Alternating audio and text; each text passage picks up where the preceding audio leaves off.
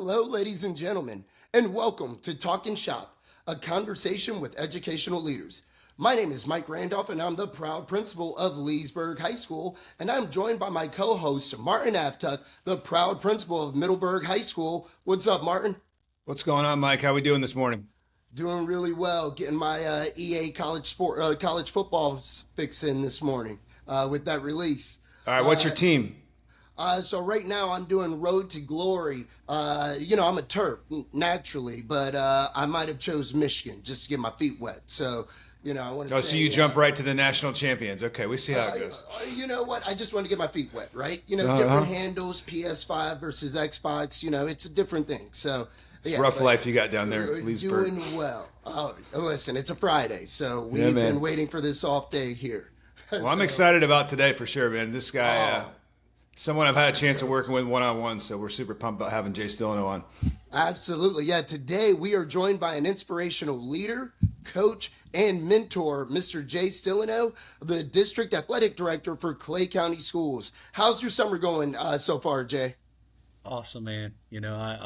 As I was telling you guys a little bit before we came on camera, I'm blessed, man. I'm blessed just to be in a position that I am in my life, not just in my job, but all facets, man. But summer's awesome. I have a granddaughter now, Yes. and we can get into a little bit how I made my life a little tough. But I have a granddaughter, and just being able to hang out with her and spend time with her. Slip and slide the other day. Boys, let me tell you something. I hit it. I was like, I need to reevaluate what I'm doing here. Yeah, I was going to say, how are you feeling after that, right? Exactly.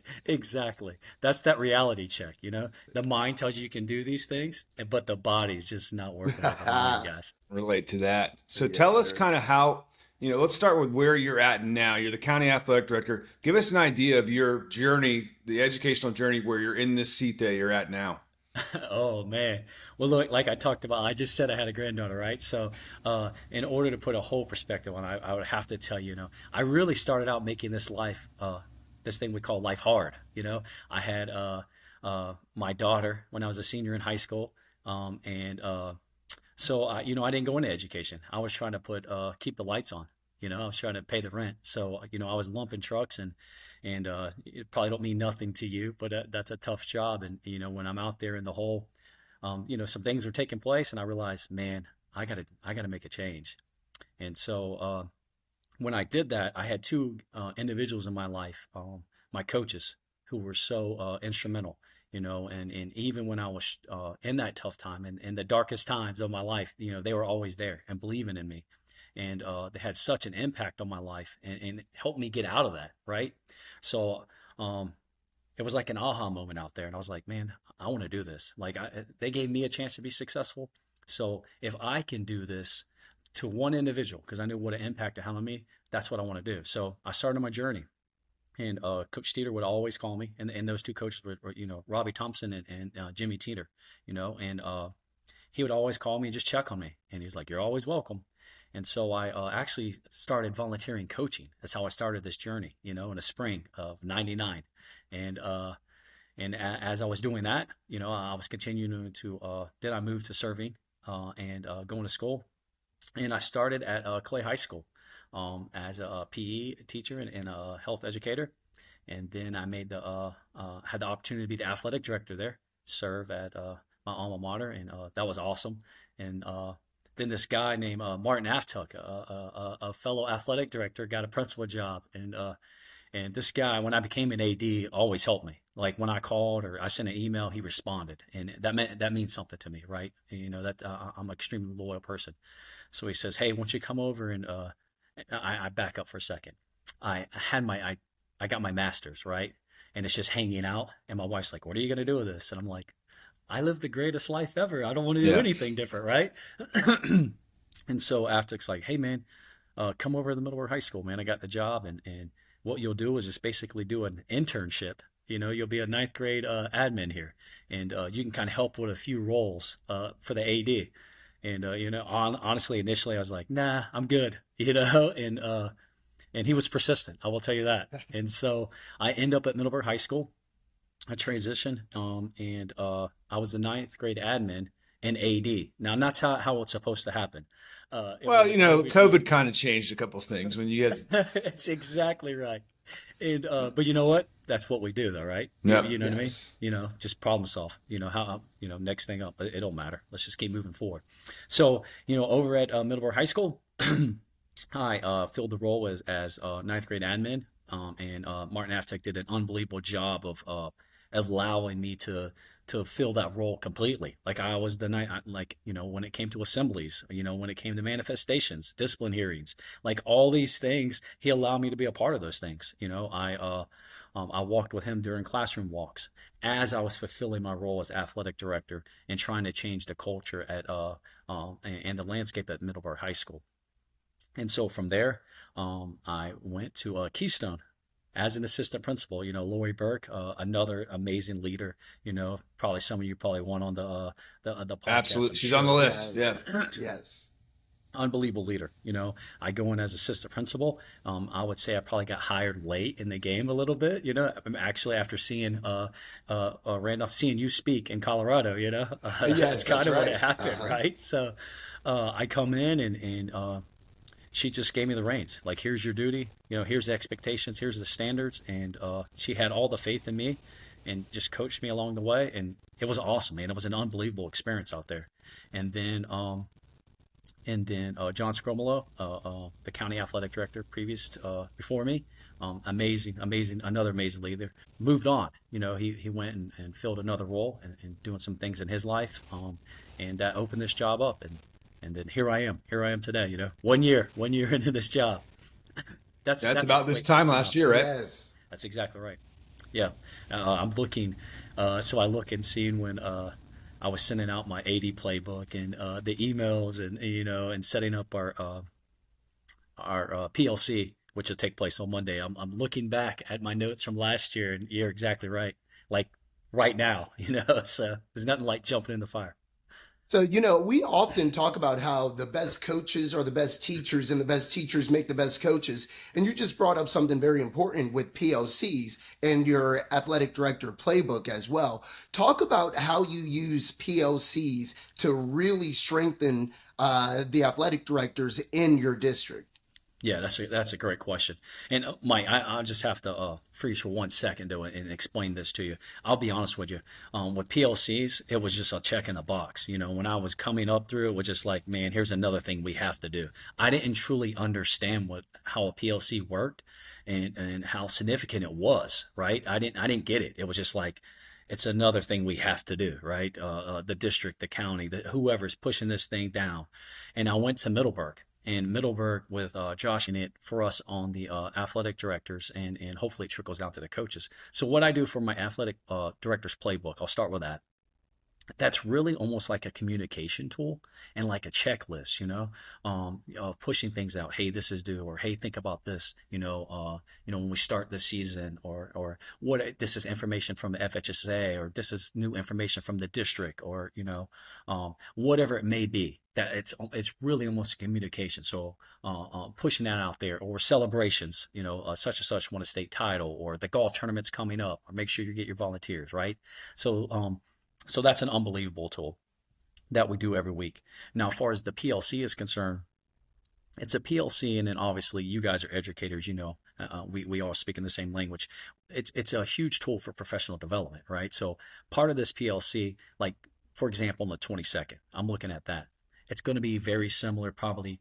I'm using my PLC because I don't have a staff meeting, right? So this one on Monday is almost like, all right, here's the reminders, right? Here's the things we have to stay in compliance. So I have, Malcolm Polk, a new member of FHSAA. He's going to come and speak and talk about, compliance and eligibility and all those things to kind of cover FHSAA. Matt Boyack, that you guys are familiar with. He's now for safety and security. He's going to come in and talk about the new House bill that just came out. Right. So we're going to touch on all those things. And then Samantha Solomon's going to come in and say, talk about things such as, guys,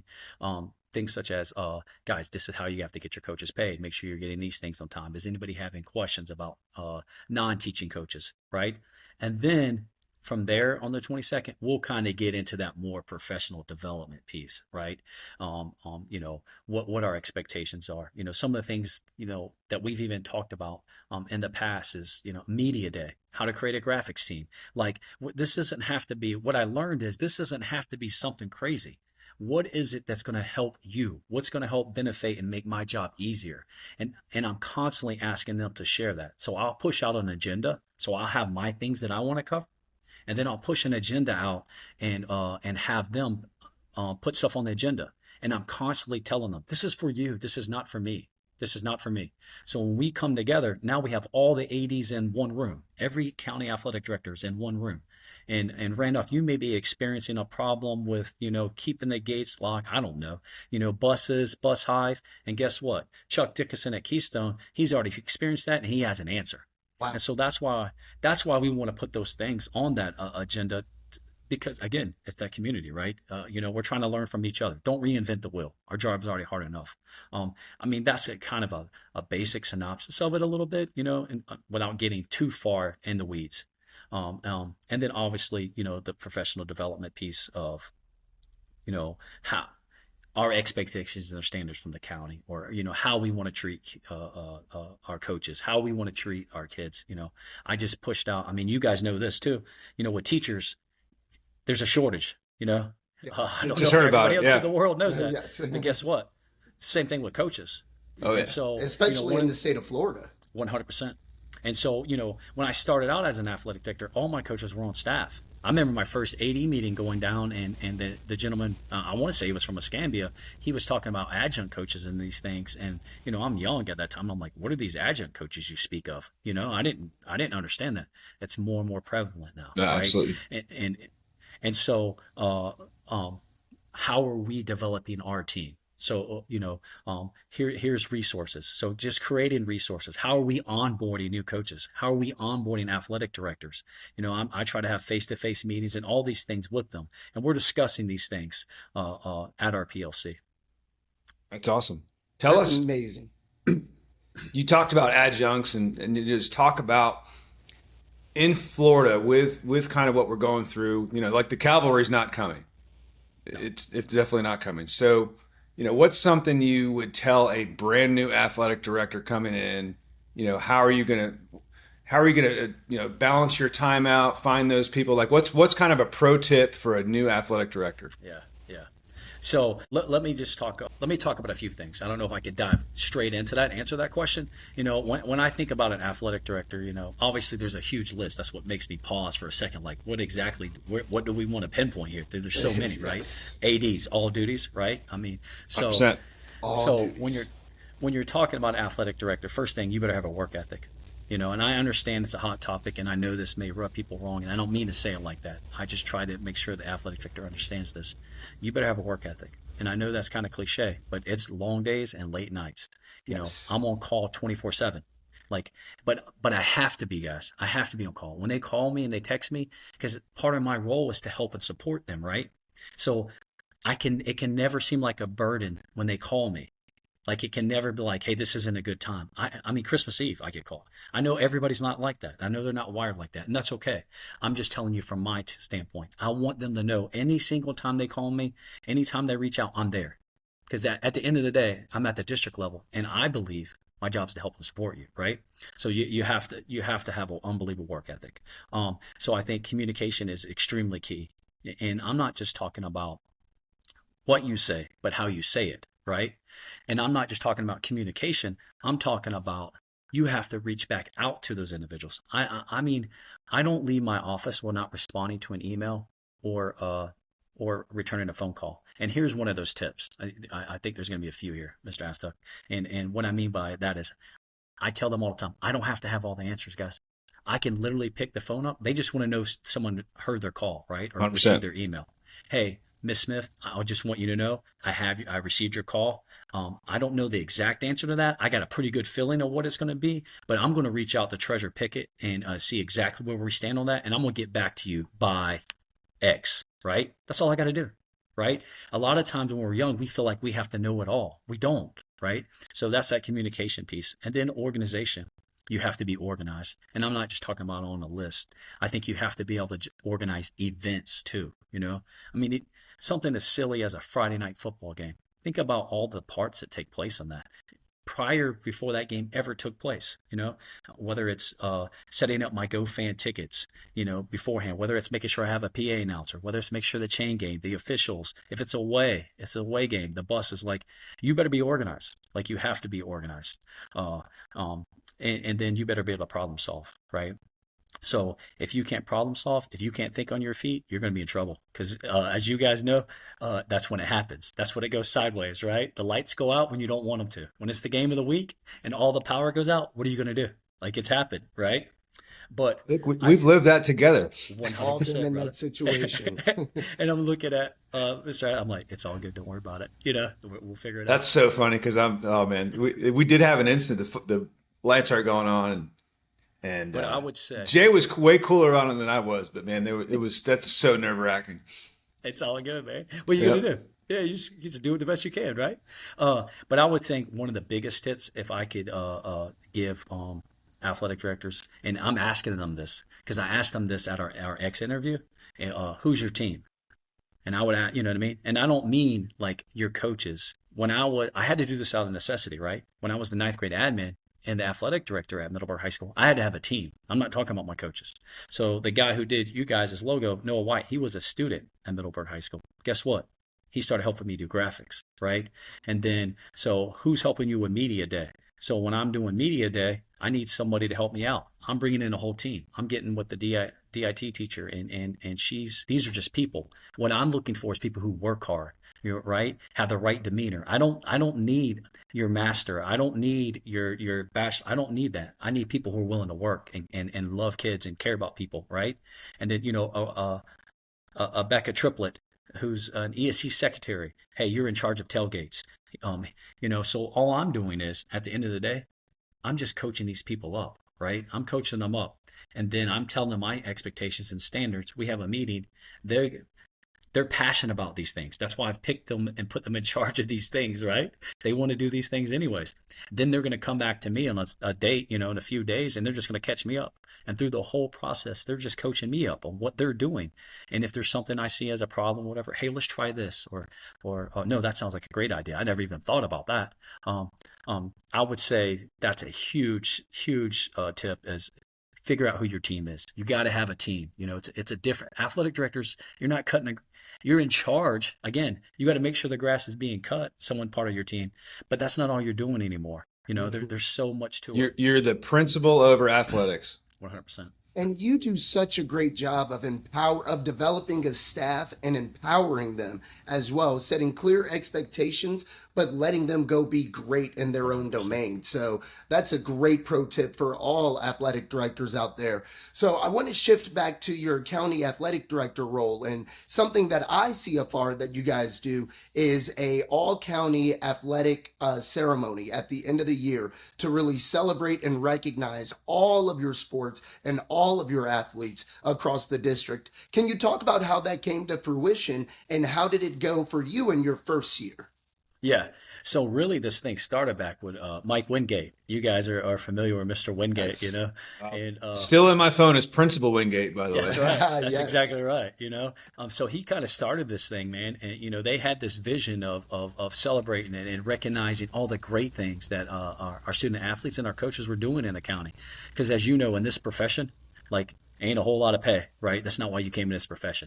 So just a simple pat on the back of looking someone in the eye and telling them, hey, you're doing a great job. You know, what you're doing is important. That's a big deal. That's a big deal. And I think him seeing that and whoever that group was that understood the importance of recognizing all these individuals, that's how it kind of started. And it just grew from there. And then from there, you know, Scrumolo came in and took it to a whole nother level where, you know, it's an SB deal.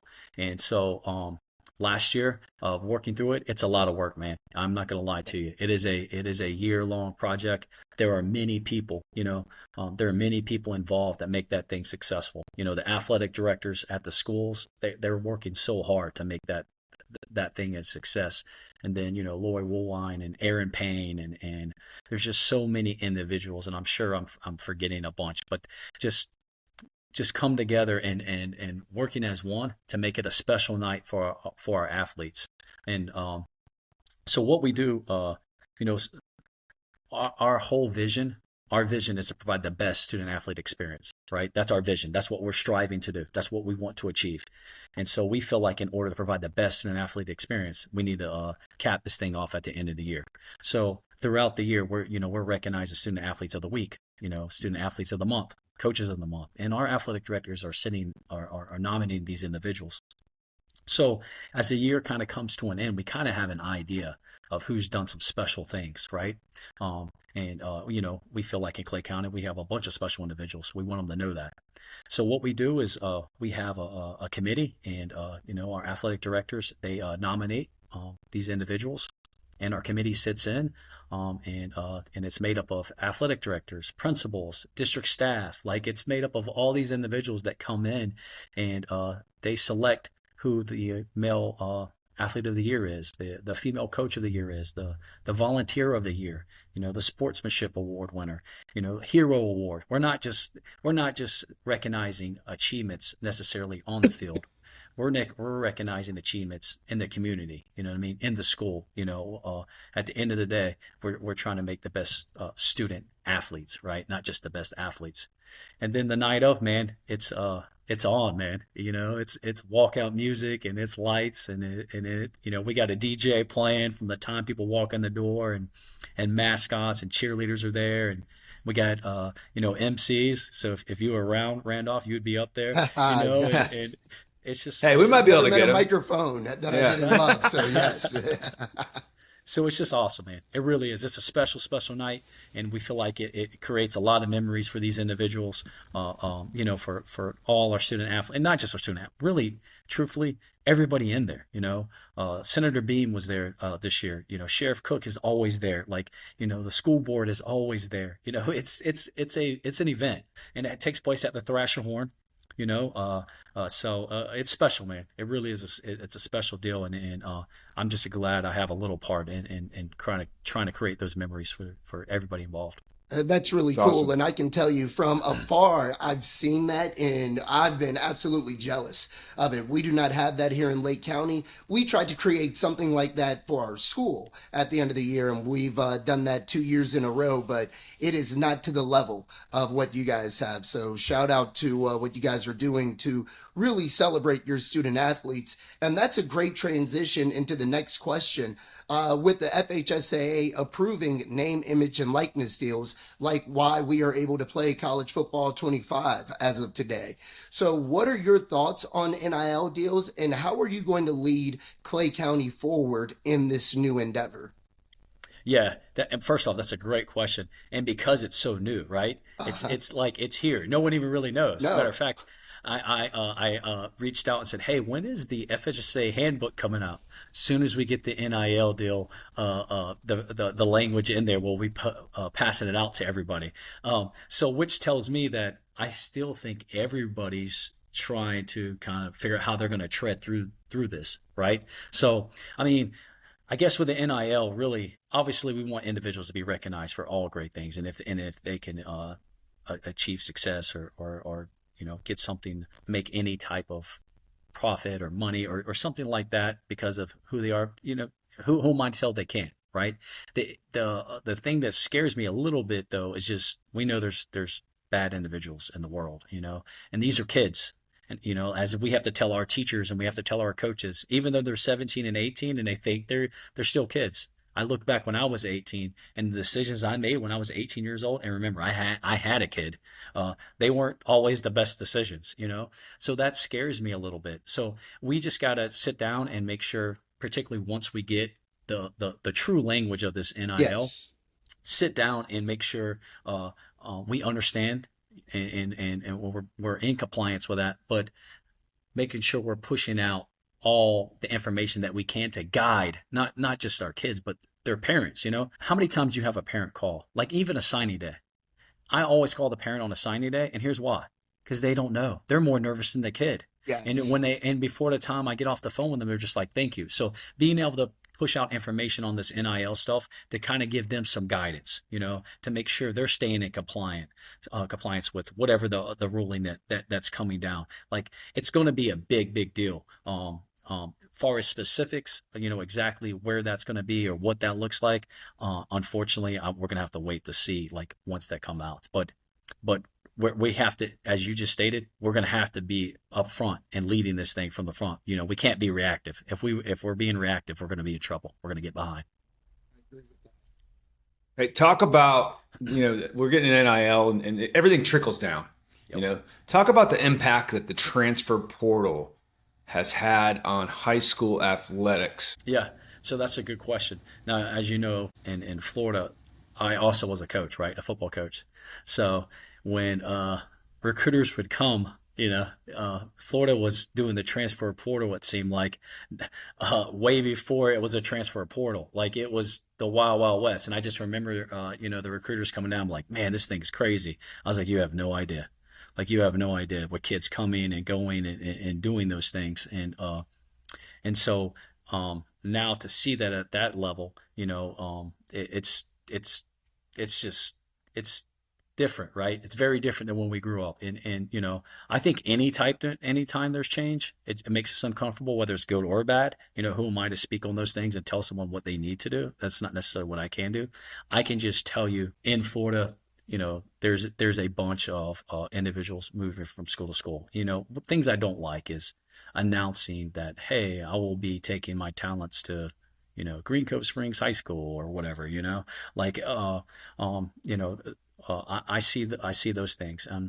And for me, I mean, maybe I'm a little old school. I think there's something that we're losing when it comes to, like, persevering or some grit, some fight, some teaching our young people that, hey, when things don't go your way or things get a little tough, we just kind of move on to what we think is the next best thing.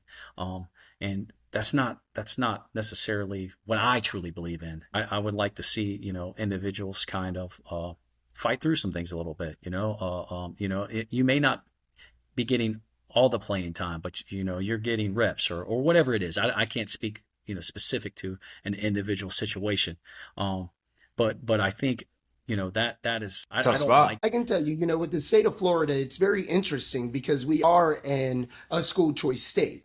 So, on one hand, you are really losing the sense of community schools because students 100%. are seeking to build their best chance to become a state champion, to get exposure, right?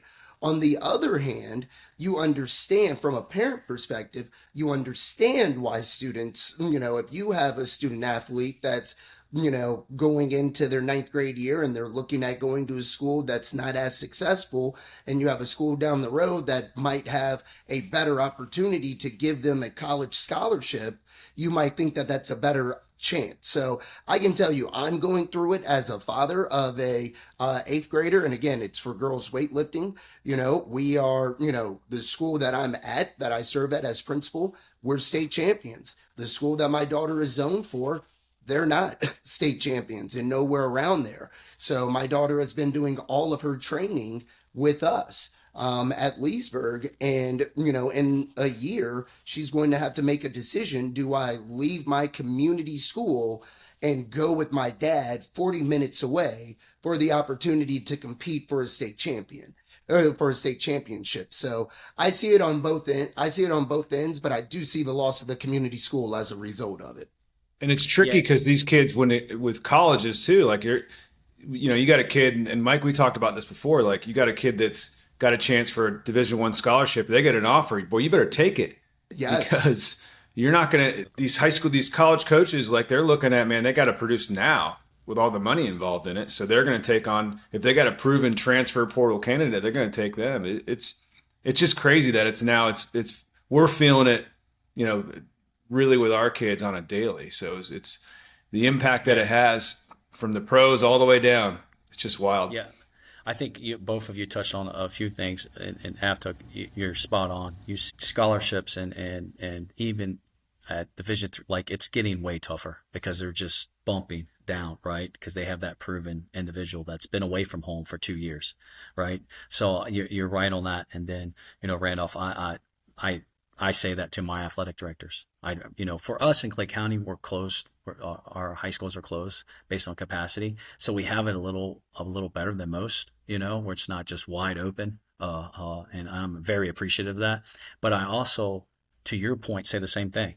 I remember my daughter played softball. It was thousands of dollars.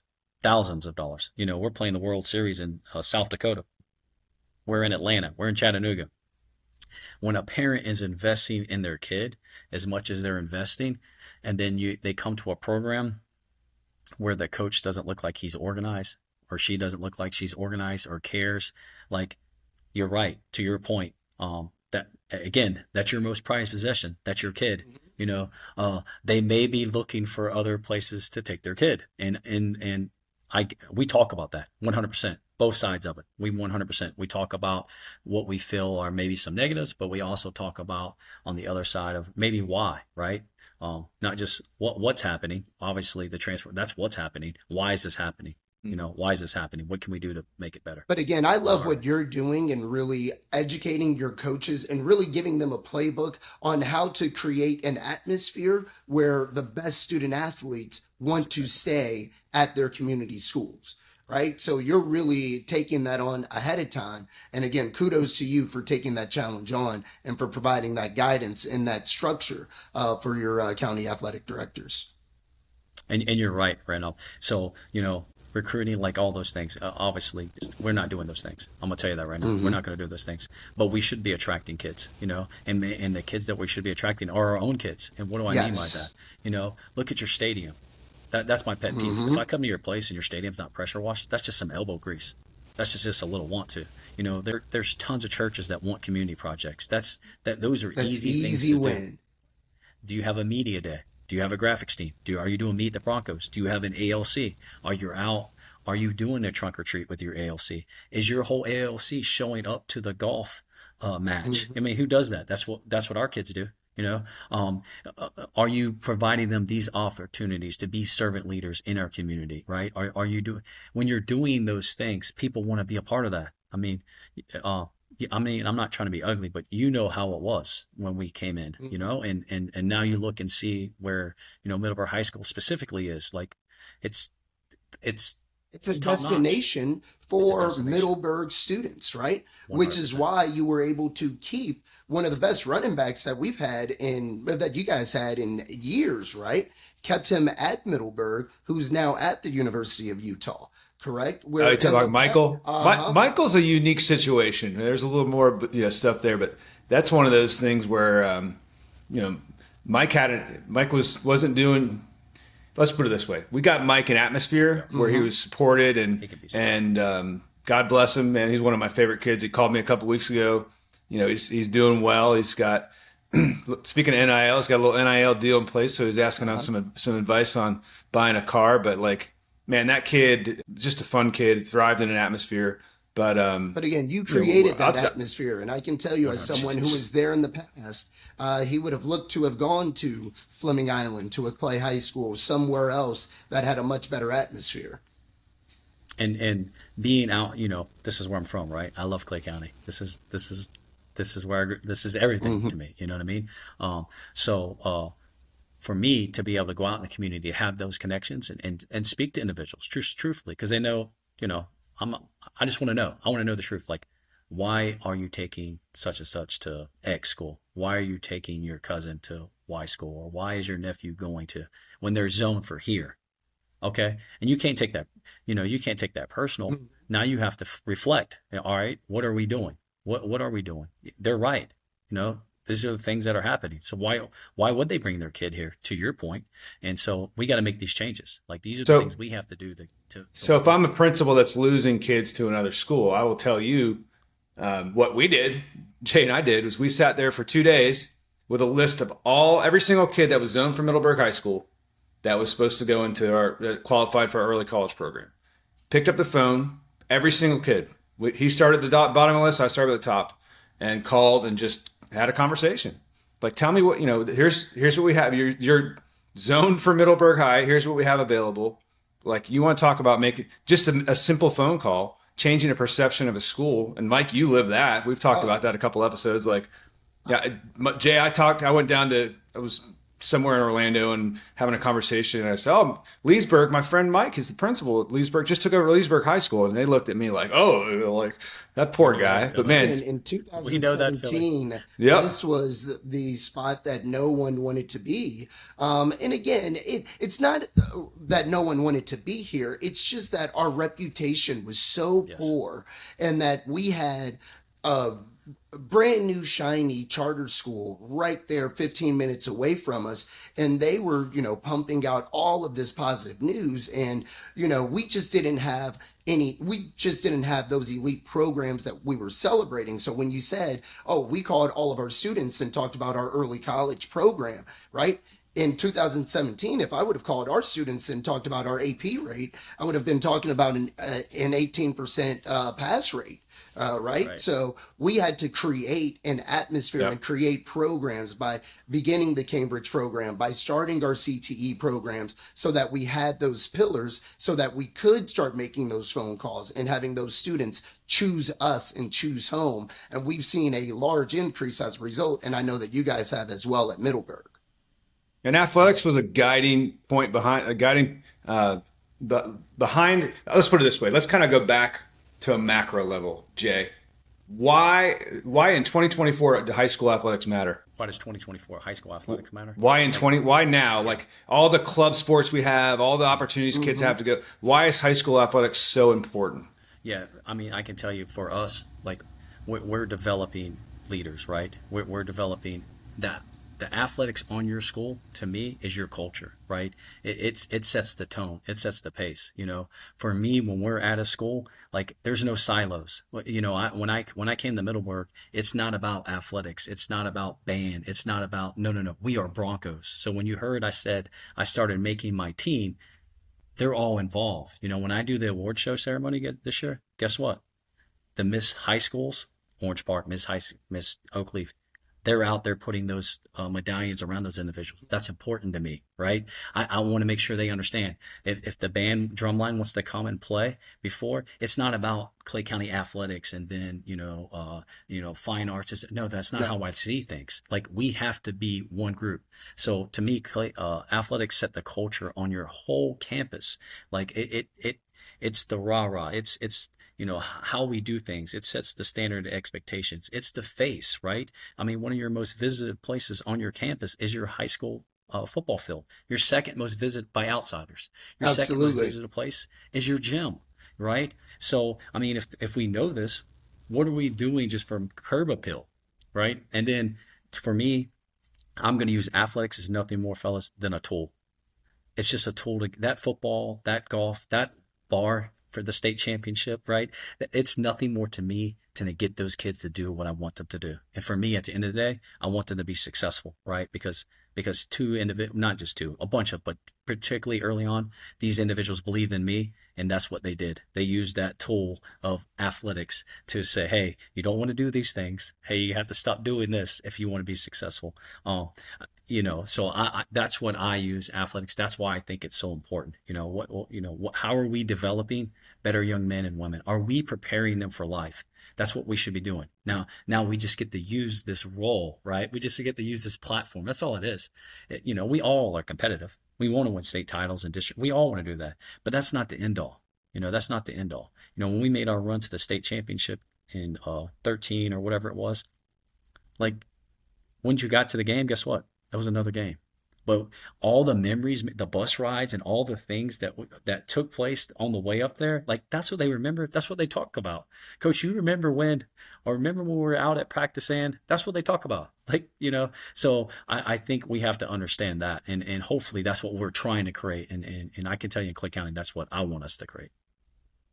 Well, that's special. And again, Jay, thank you so much for joining us today. Again, when I said at the beginning that you were an inspirational leader and a motivator, I meant every minute, every word of that. And again, over the last 30 or 40 minutes, you've shown your inspiration and you've given us such great content. So again, thank you for joining us today. Thank you for all of your work in leading athletics for Clay County as well. We're jealous down here in Lake County, but again, we'll continue to look from afar at the amazing things that you guys are doing. So again, today was Talking Shop, a conversation with educational leaders. My name is Mike Randolph. I'm the proud principal of Leesburg High School, and we're joined by our co-host, Martin Aftuck, the proud principal of Middleburg High School, signing off today. Go Broncos.